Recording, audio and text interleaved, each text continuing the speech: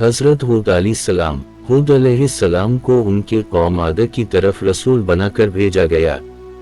कौम आद को आराम भी कहते हैं। उनके खेमों या मकानात में बहुत सुतून थे, जिनकी वजह से ये लोग सुतून वाले कहलाते थे।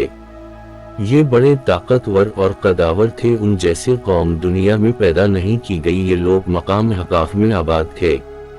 अहकाफ यमन में एक पहाड़ है जो उम्मान और हज़र मौत के दरमियान है, समंदर के किनारे पर। और ये कौम आद पहले लोग थे जिन्होंने शिर्क और बुतों की इबादत शुरू की। तूफान के बाद अल्लाह ने उनमें उनके भाई हूद को भेजा।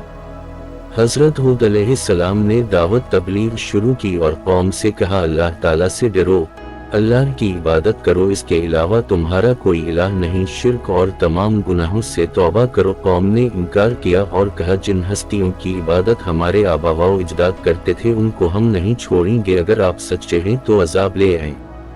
बिलाखिर हज़रत हूद अलैहिस्सलाम ने फरमाया, अगर तुम मेरी नसीहत से मुंह मोड़ते हो तो मेरी जिम्मेदारी ख़त्म हो गई। अब तुम अपने फेल के खुद जिम्मेदार हो। देखो, खबरदार हो जाओ, अनकरीब तुम पर अल्लाह का अजाब नाज़िल होगा।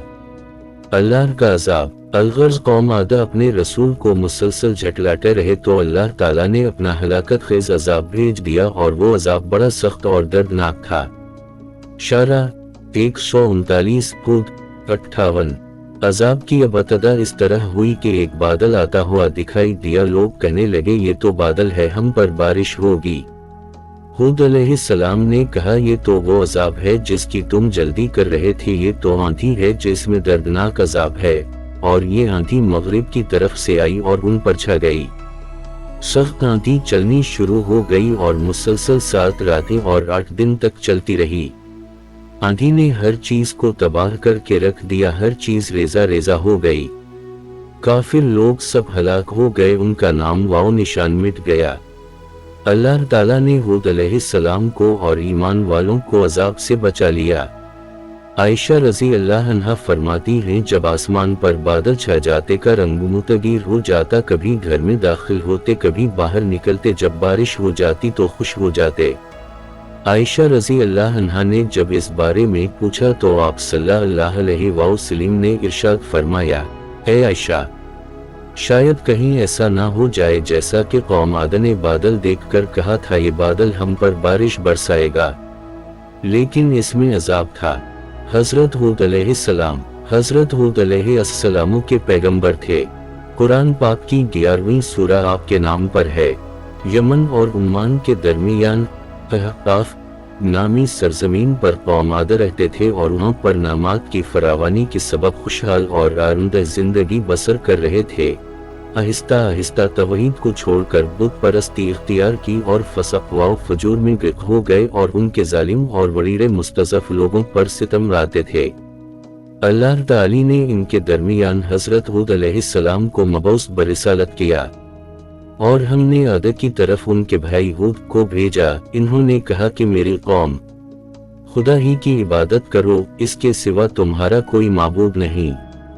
तुम शिर्क करके खुदा पर महज बुहतान बांधते हो।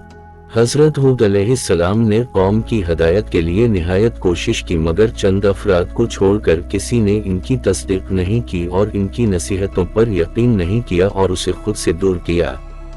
कौम आद ने हज़रत हूद की नसीहतों को कबूल करने की बजाय बुत परस्ती इख्तियार की और खुदा परस्ती छोड़ दी और उस इलाही पैगंबर को इनकारा और हर दिन उसे अजियत आज़ार पहुंचाते थे। यहाँ तक कि आसमान पर काले बादल छा गए और कौम आद के जाहिल लोग कहने लगे, इससे हमारे लिए मुफीद बारिश बरसेगी। मगर हज़रत हूद अलैहिस्सलाम ने इनसे कहा कि ये बादल रहमत के नहीं बल्कि गज़ब के हैं। मगर इन्होंने हज़रत की एक भी न सुनी। कुछ देर बाद हूद का कहा सच्चाई में बदलता गया और तेज हवाएं चलने लगी, जिनकी रफ्तार अनती ज्यादा थी कि घोड़ों माल मवेशियों को एक जगह से दूसरी जगह दे मारती थी। 7 दिन रात ये तेज हवाएं चलती रही और उस दौरान रेत का तूफान उठा और तमाम मकानों और इंसानों पर गिरा और सब लोग हलाक हो गए। सिर्फ हज़रत हूद और उनके चंद असहाब जिन्होंने अमन की जगह पनाह ली थी बच गए। जारी है।